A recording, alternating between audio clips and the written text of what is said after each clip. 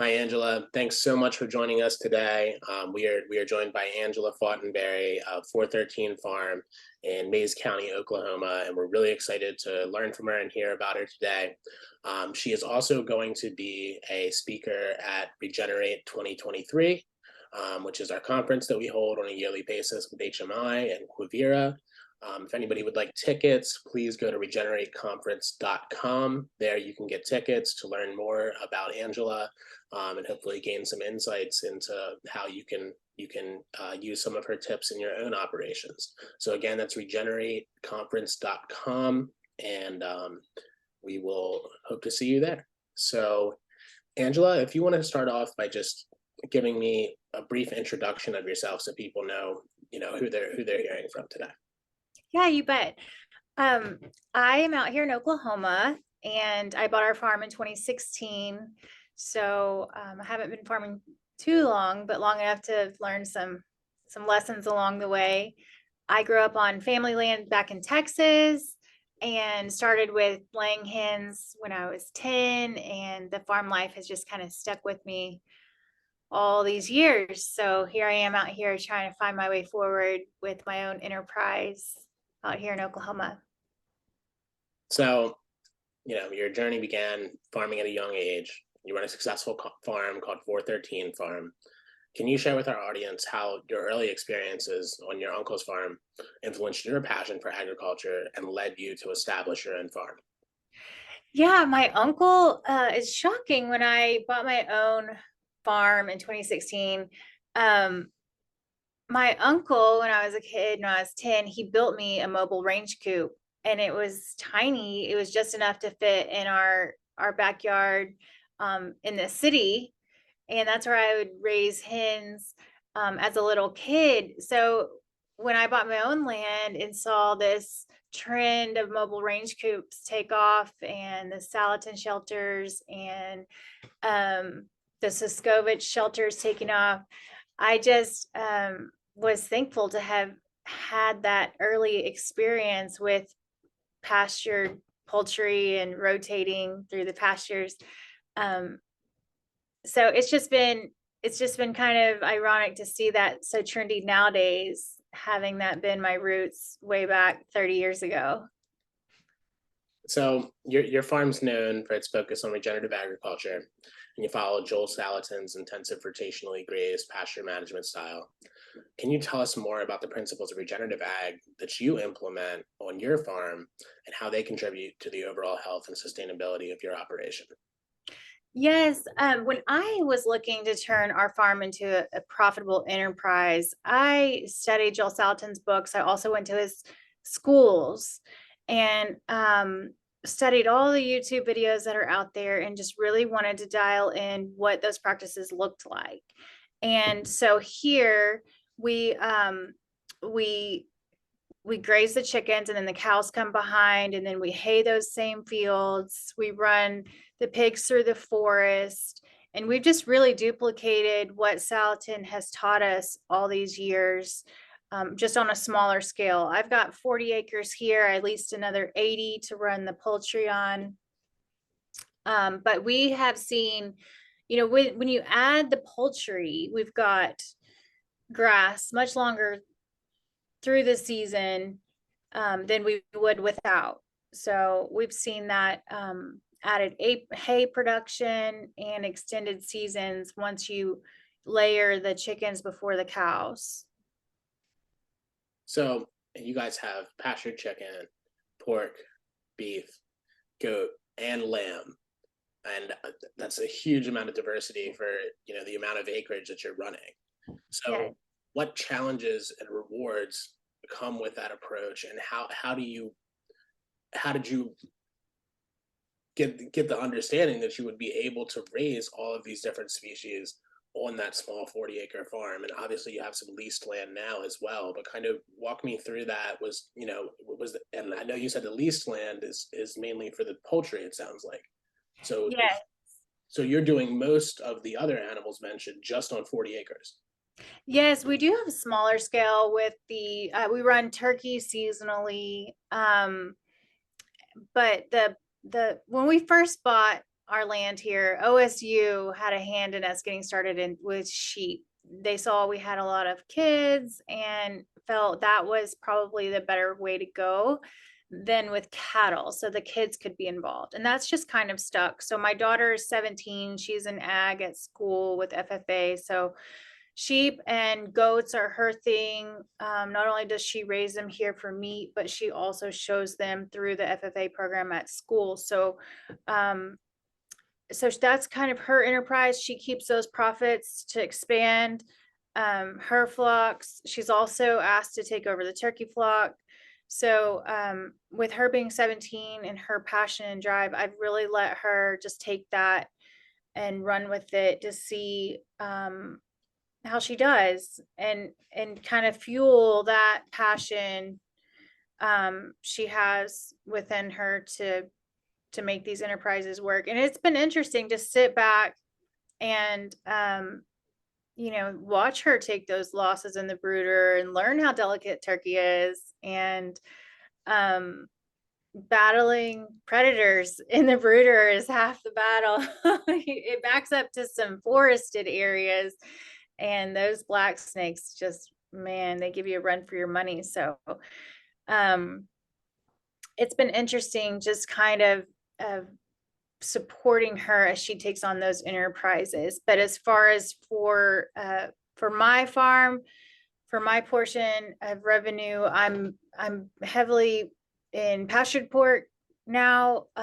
Sadly, with inflation and all that we've endured the last couple of years, I've had to shut down my pastured poultry. So we're down to beef and pork here. Um, it's in Oklahoma, we have some challenges. We don't have any local processing, so we have to travel out of state. So with fuel expenses and everything else, the butcher prices going up, labor going up, um, feed, I mean, just everything was against us, and you don't have a very high profit margin anyway with pasture poultry. So it just really outpriced us with the logistics of us having to travel for processing. So so I've had to close that. That was sad. Um, but we're still hanging in there. And I found some other profitable ways forward, even though we've had to close that door. So I know that you're selling. It sounds like a decent amount of your products at the Dallas Farmers Market. Is that true? Yes. So I went to the Salatin School of Marketing. And well, I was a stay-at-home mom for 17 years. And so this was my first enterprise. And so I just had all this fresh energy and passion from watching Salatin. I went to his school the fall of my first season at the farmers market, and was really inspired by all the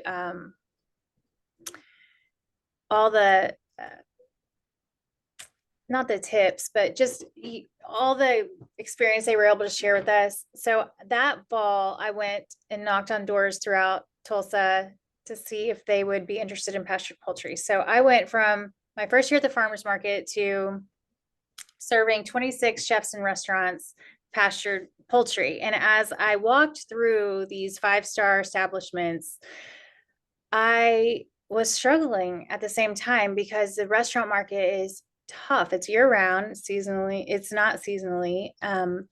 Holidays, weekends, nights. I mean, it's on demand. And it really kind of turned my home life upside down because of the volume and their work schedule. And I had a house full of kids.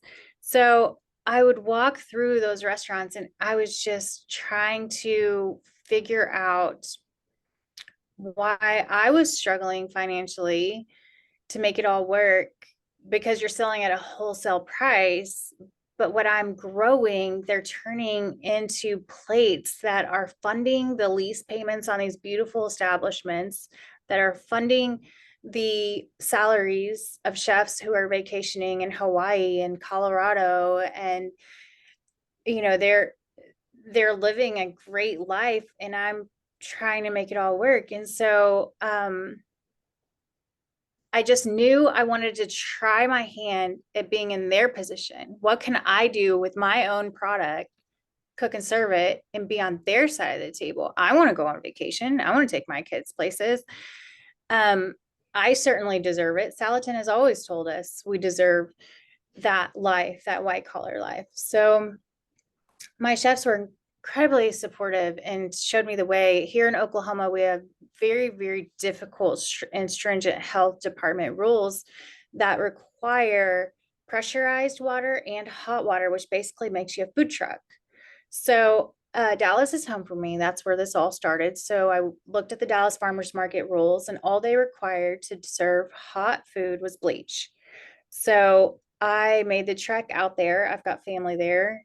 All my friends are there. I made the trek and I was like, okay, as a farmer, I know I have to move the whole animal before I butcher the neck. So what can I create that will allow me to break down the whole animal? And that's how bratwurst came about. I'd pull the bacon and I'd grind the rest of the animal into bratwurst.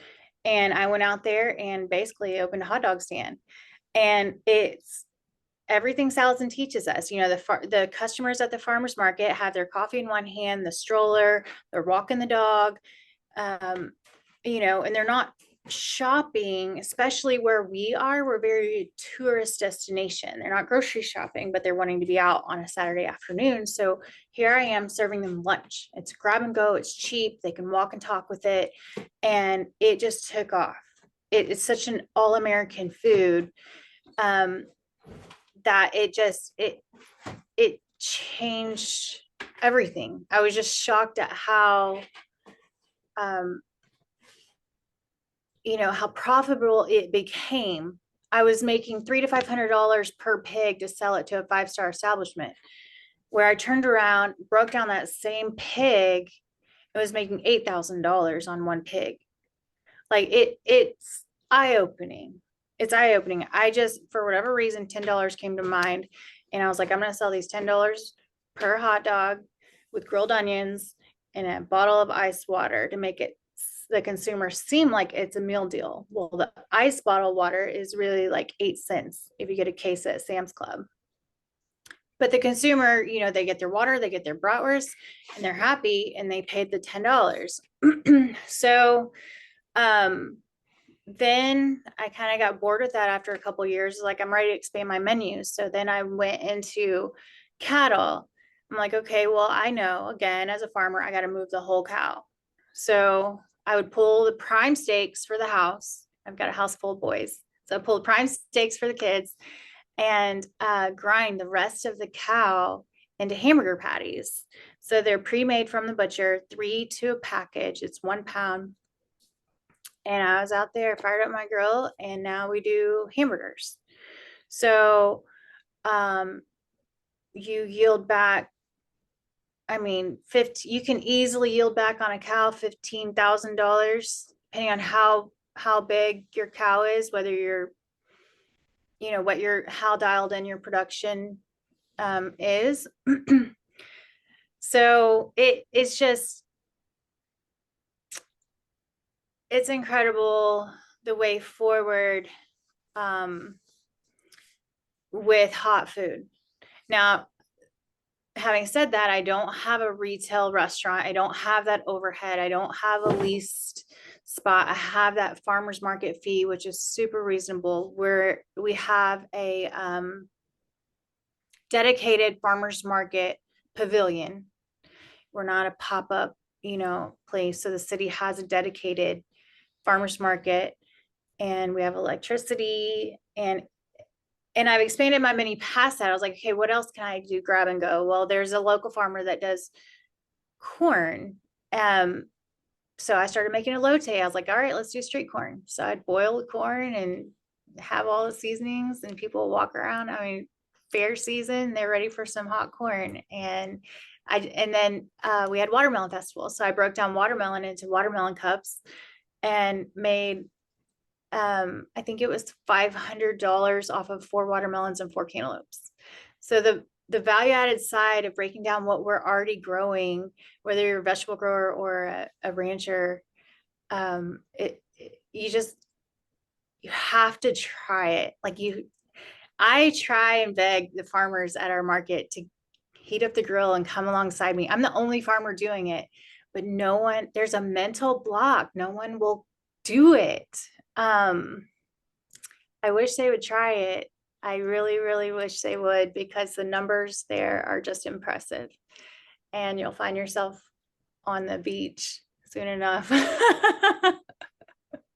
So if you're a producer that's looking to find out how you can make up to what she's told us is up to 16 times more money on the same product, please come and join us at Yeah. Regenerate here. November 1st to 3rd, it's going to be in Santa Fe, New Mexico. There's also a virtual portion to that conference if you're not able to make it to Santa Fe. This seems like a wealth of knowledge that you may want to gain. Again, if you want to get tickets, regenerateconference.com. So that is amazing. I cannot believe. I like when you said 500, I was like, okay, maybe she's making 2,500. $8,000 from Yeah. 500. That is incredible. I am so impressed. I mean, more people should be firing up the grill, right? I mean, this is incredible. Wow. Farmers are the best cooks. Like, have you ever met a farmer that doesn't know how to cook? No. Like, we are passionate about food. We do it for a living. We're out there raising food in some capacity, and we just have a natural gift for cooking. But we're working with the highest quality protein, fruits, and vegetables you can ever get your hands on. And for whatever reason, there's this mental block for farmers to get in the kitchen and feed the people that are there. I mean, we both have to stand there, for 8 hours. Our market's 8 to 5. You can be a cattle rancher and sell it 1 pound at a time frozen next to me for $8 for 1 pound, or I'll buy that from you for your $8. I'll make 3 patties and I'll sell it for $14 each and just heat it up, put it on a bun, and hand somebody an 8-cent bottle of water. So, wow. I mean, yeah, there's a lot of lessons to be learned here. This is really incredible. Yeah. Um, so I hope folks come and check this out because I'm really amazed. I know a lot of farmers face challenges in accessing land, but even more so accessing suitable land near an urban center. Um, you seem to find the right land right near Tulsa. Can you tell me a little bit about the journey in finding that right land and how being close to an urban center how being close to those markets influences your business strategy? We are, I wish we were closer. I do share with new and beginning farmers who are looking, because Salatin writes it in his books, buy the most land you possibly can closest to the city, because that's where your buyers are. Gone are the days of them coming out to your farm and buying really anything if you're too far out. You can, I mean, you got to move those products mostly one chicken at a time or 1 dozen eggs at a time. So you don't want to burn out on your commute back and forth to your buyers. So that's super important when you're thinking about where you want to buy. Like, it's glamorous to think about the hundreds of acres of a farm, but the reality sets in how far away you are from your consumer. So really, if you're looking to get into farming, even if it's just a couple of acres, settle in as close to the city goers as possible, because that's who your buyers are, and that's how you protect your quality of life, and that's what keeps you off of the road from the daily commute from your farm to feeding the families that want to support you. So your approach to raising pigs is pretty unique, with them rotating through forested areas and pasture and contributing to the growth of new grass, of course. How did you develop this innovative approach, and what benefits did you observe in your animals and the land through this practice?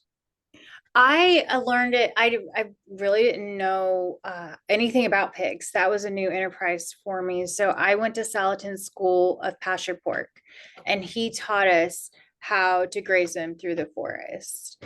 One thing that I wish I would have learned early on was to set up a permanent fence and then break it down into, rotating pastures inside of that. Pigs push on your infrastructure. They're heavy, they're strong, they like back rub, and they're going to rub on everything. Um, so I wish if I could take back how I spent my money in those early days, I wish I would have set up a permanent boundary of fencing and then built those movable paddocks within it. That's one lesson I would have wish I would have learned early on. But I really just leaned on Joel Salatin and his school and his teachings to learn how to do that. Now I know he's got some online courses nowadays for people to look into to see how to make that happen. But my first year, I went to his school to learn about it. And what kind of benefits did you see both in your land and in the animals from rotating them through the forested areas as well as the pasture? They are good at grazing and turning over that land. So when we bought our farm, we had some overgrazed areas from horses that were previously here. And so running them through that, they turn it over, they do their job and rooting around and bringing back your native grasses, as well as running them through our hay, like where the cows graze through the winter, and breaking down those hay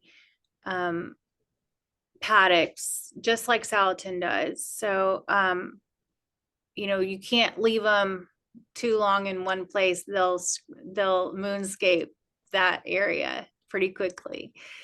They're my favorite, I would say, of all animals to raise. They really have a personality, very highly intelligent. If they get out, you can call them. It's happened plenty of times. You can get out and they'll call them from the neighbors and they'll come running. They're joy to raise, and it's been one of my favorite enterprises. So when we think of bratwurst making, hog raising, a very male dominated industry typically. As a female in this industry, you've broken barriers and achieving great success. Can you share some of the insights on the challenges that you face and the strategies that you employed to overcome them as you developed your business? Oh wow. I couldn't have made it without the gentleman in my town and through my supply chain.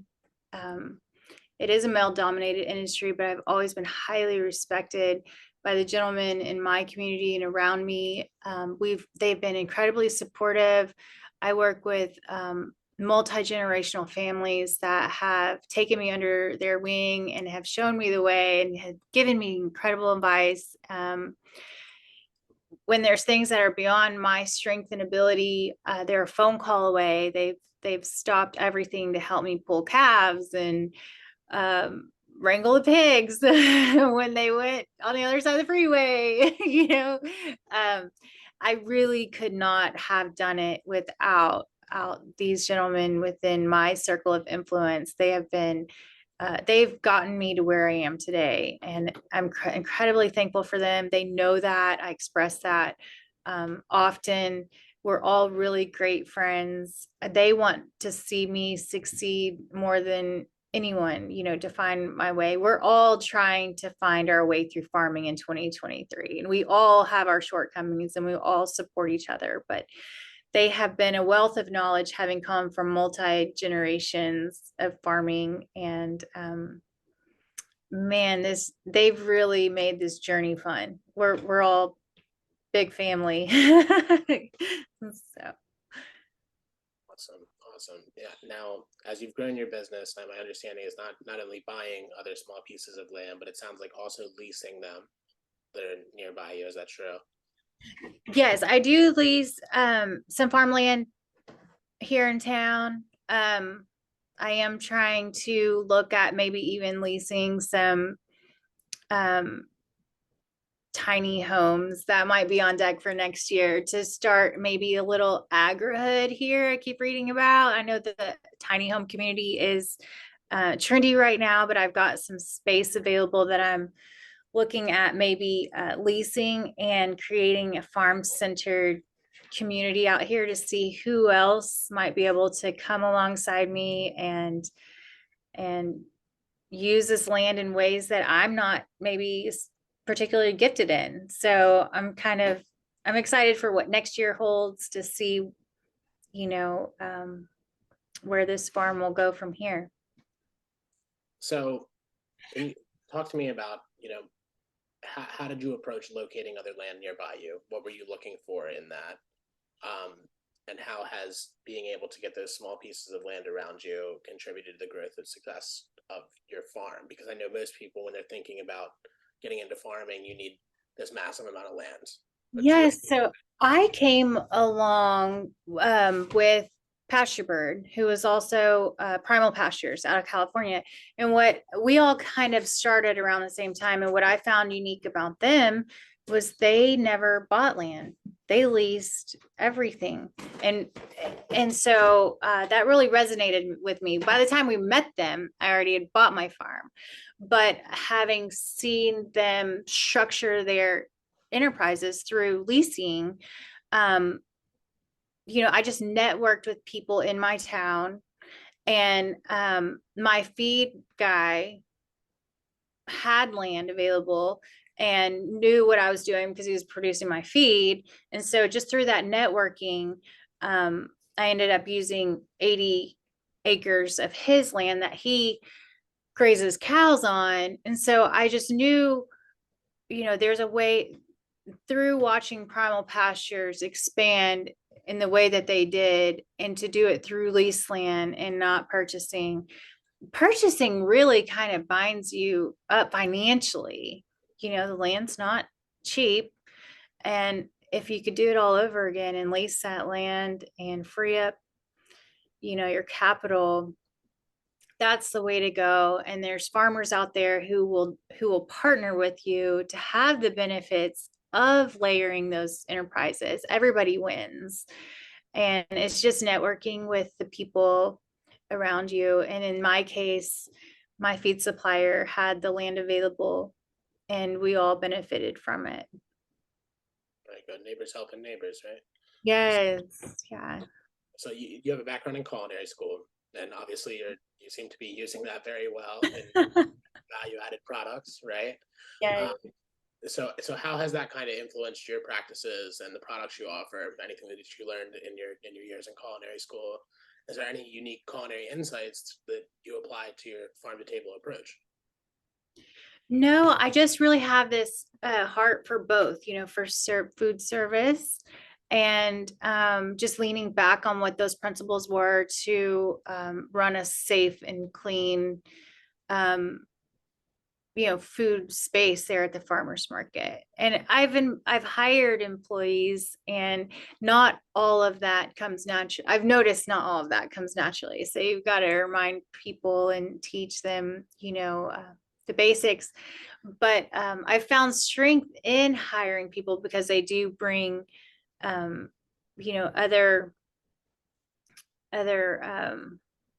not views, but they what's the word I'm looking for? Other perspectives and skill sets, huh? Yeah, their skill sets, they simplify things, they streamline processes that I wouldn't have otherwise thought of.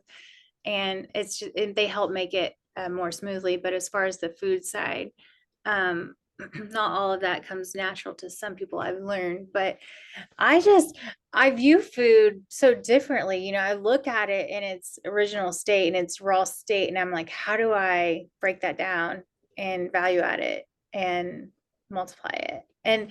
And like with the watermelons, the growers move semi loads of watermelons. And so I asked her, I was like, how much is this pallet? Those huge cardboard boxes that we see full of watermelons. I'm like, how much is that? And she told me, I think it was something like $250 worth of product. And I said, well, if you cut it down into two watermelons into these little trays you see at the gas station or Buc-ee's or wherever, that's $250 for just two watermelons. And she had to sit down, she had to think about that for a second. She's like, you're kidding me, right? And I was like, no. I was like, so you can either sit here and sell these bins of watermelons, or you can break down two of them, put it on ice, serve these market shoppers who want something cold because we're in 115 heat index, and make your profit right there. And I was like, now imagine what your revenue would be if you broke down every single watermelon in that bin to these farmers market shoppers that are out here in 100 degrees. If you can move that amount of volume, right? Yeah. Because I We assume get we get about 10,000 people through that market on a weekend. And she's got the front stall. Like, you have to go past her. And I was like, but she's never done it. And I've never done it. But our market manager was like, hey, Ange, you've got the certified kitchen. It's Watermelon Fest. We break down some watermelon into watermelon cups. We keep having customers ask for fruit cups. I was like, okay. So I did it and I broke it down and I told her what I got out of it. And I was like, well, because I'm on the road a lot, sometimes I get my own fruit cups at the Love's gas station, and it's $6 for a little canister. So I was like, well, this is farm grown. Let me go with $7. And I ended up with 83 cups. And so it's just, I just look at food so differently now. The last thing I want to do is sell it in its raw state. Like, I want to value add that. And I mean, yeah, and as I'm having this conversation with you, it becomes quite evident how you can be successful with a small amount of land if you have the direct to consumer relationship to be able to sell the value added products. I mean, how many watermelons would you not have to grow to be able to make the same amount of money? So therefore, that smaller amount of land, it can sustain you. Yes. When I was serving chefs, I was going through 250 pigs a year. And that's a lot of work. And that's a lot of trips to the butcher shop. And that's a lot of feed cost. That's a lot of capital. It's a lot of everything. So when I turned to bratwurst, my revenue was, I was replacing that with 20 pigs. When you go from 250 to 20, I got bored. I was walking around here bored. It's like, now what do I do? Now what do I do? I've got all this time on my hand. I've replaced my income and I'm doing so much less work. That's the way. That's the way. So obviously you're very connected with your customers, and it seems like you know just exactly what they want, what they're going to buy. I mean, I can hear, it's hot. They love fruit cups. Let's do it. You guys are right near the front. Sell your fruit cups. The people are walking around busy at a market. They can't sit down and eat a whole meal. They can just hold a, bratwurst in their one hand. How do you feel that you stay connected with these folks and their needs, and how like you've given quite a few examples, but just how are you adapting your value added products to meet those preferences and needs over time? So this is interesting. I started with pork with pigs because I had a lot of them out there, and it's what I knew. But there's an aversion to pork.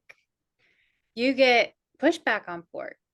People have this mindset of how they're raised, and just this, they don't all, take it. So there's a learning curve because you have to teach your customers, well, this is pastured pork and this is how they're raised.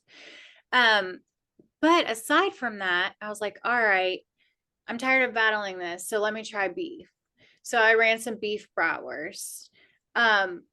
Because we do have we have a Jewish farmer, we have Jewish clientele, and then there's just some people who just don't like pork. So this is interesting with my daughter on the sheep. She likes to keep all her ewes to grow her flock. So she had not a ram. What do they call them when they're cut? A wether. Yeah, she had a wether last year.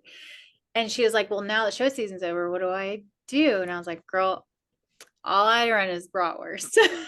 So we broke down her wether into bratwurst, and my butcher had talked me into not doing jalapeno cheese, even though Texans like jalapeno cheese, but running it with feta cheese, rosemary, garlic, and sun-dried tomatoes. So we broke down that. We got about 30 pounds back. And I was like, well, this is lamb. And where can you find a lamb bratwurst? Nowhere. So I upped the price to $14 per link. And I think off that 30 pounds, well, my butcher was like, please don't break down the lamb chops, sell those raw. But I really didn't want to because I knew the value added profit. But I was like, all right, fine, I'll listen. So I sold those raw, broke the rest of it down. I think we yielded back $2,200 on one wether, on one sheep. So I don't know anybody else out there is making $2,000 on a sheep, but What we would do. sheep go, even if you broke it down into cuts, and didn't sell it as an entire sheep? I mean, what could you expect to make off of a sheep? I don't think not 2,000. No, I mean that's for sure.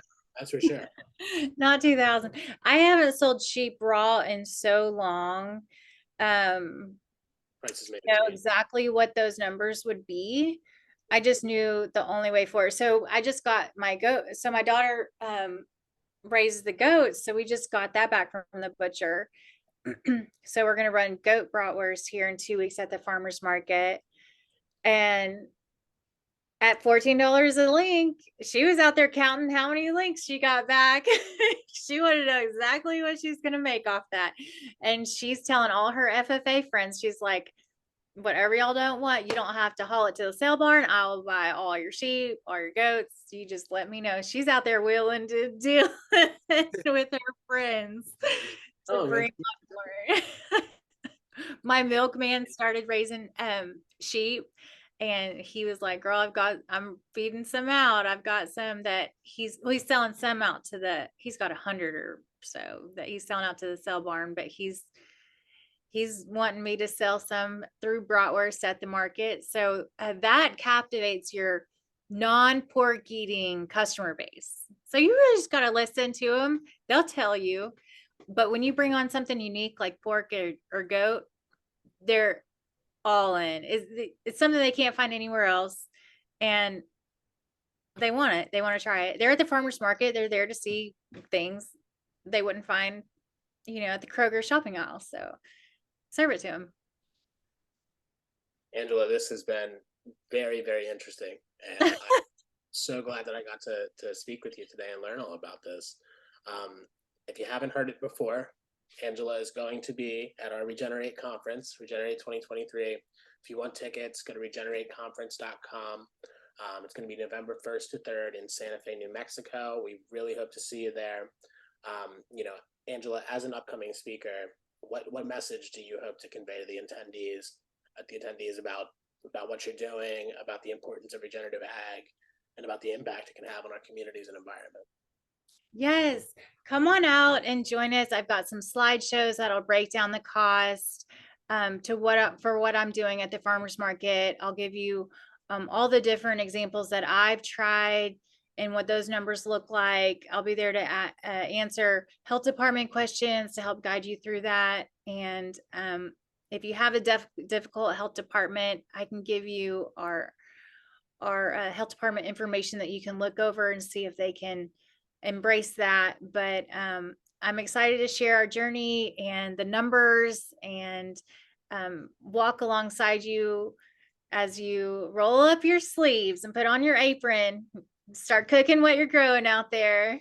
Yes, absolutely. So we hope to see you all at Regenerate, and thank you so much for tuning in today.